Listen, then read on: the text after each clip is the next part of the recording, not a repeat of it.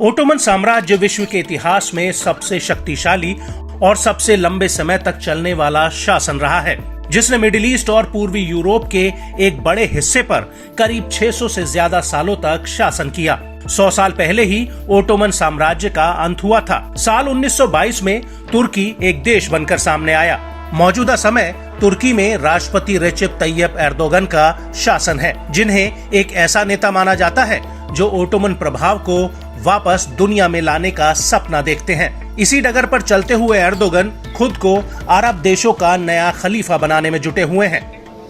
इसी कड़ी में तुर्की लगातार हथियारों के मामले में आत्मनिर्भर होने के साथ साथ एक बड़ा निर्यातक बनकर उभरा है। बीते दिनों तुर्की ने अपनी सबसे लंबी दूरी की सतह से सतह पर वार करने वाली मिसाइल कारा एटमाका का सफल टेस्ट किया था। दावा है कि अमेरिकी निर्मित हार्पून मिसाइलों पर निर्भरता कम करने के लिए तुर्की ने स्वदेशी एटमाका मिसाइल विकसित की है।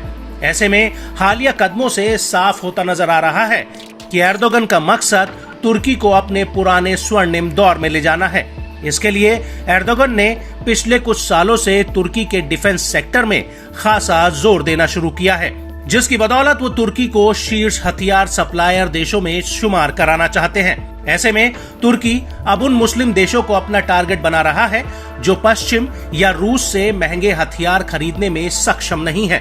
इसी कड़ी में तुर्की का सबसे खास देश पाकिस्तान अपने मुरीद एयरबेस को तुर्की के अकिंसी ड्रोन की डिलीवरी के लिए तैयार कर रहा है। नेटो सदस्य देश तुर्की इस्लामी देशों के लिए एक प्रमुख हथियार आपूर्तिकर्ता के रूप में सामने आया है। इसका नतीजा ये हुआ है कि इस्लामिक देश अब दूसरे देशों से रक्षा खरीदों में कटौती करने लगे हैं। तुर्की सबसे ज्यादा जमीनी जंग में इस्तेमाल होने वाले उपकरणों का एक्सपोर्ट कर रहा है। इसके बाद सैन्य विमान, बंदूकें और गोला बारूद का नंबर आता है। यही वजह है कि तुर्की ने आर्म सप्लायर के रूप में बड़े प्लेयर के तौर पर पहचान बनाई है। तुर्की के बायर कटार अकिंसी, अंका ड्रोन और बायर कटार TB2 ड्रोन की पूरी दुनिया में भारी डिमांड है। हाल के दिनों में इंडोनेशिया, मलेशिया, अजरबैजान, मालदीव, यहाँ तक कि सऊदी अरब भी अपने हथियारों के लिए तुर्की पर निर्भर होने लगा है। ऐसा दावा है कि इस्लामी देश खुले तौर पर अमेरिकी रक्षा आयात से दूर हो रहे हैं। आंकड़ों के लिहाज से देखें तो साल 2014 से 2018 के दौरान वैश्विक हथियारों के निर्यात में तुर्की की हिस्सेदारी महज 0.7% थी। वहीं साल 2019 से 2023 तक तुर्की के हथियारों के निर्यात में 106% का इजाफा हुआ। इस दौरान वैश्विक हथियारों के निर्यात में तुर्की की हिस्सेदारी 1.6% पहुंची। जहां तुर्की के हथियारों का प्रमुख आयातक देश UAE 15% के साथ पहले पायदान पर है, वहीं कतर 13% और पाकिस्तान 11% के साथ तीसरे नंबर पर आता है। तुर्की विमान, बख्तरबंद वाहन, जहाज और मिसाइलों समेत कई पारंपरिक हथियारों का भी एक्सपोर्ट करता रहा है।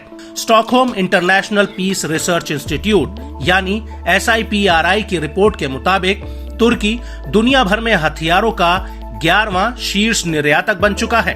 हालांकि तुर्की अभी भी कई मामलों में पश्चिमी तकनीकों, खासतौर से मोटर के मामले में पश्चिम पर निर्भर है।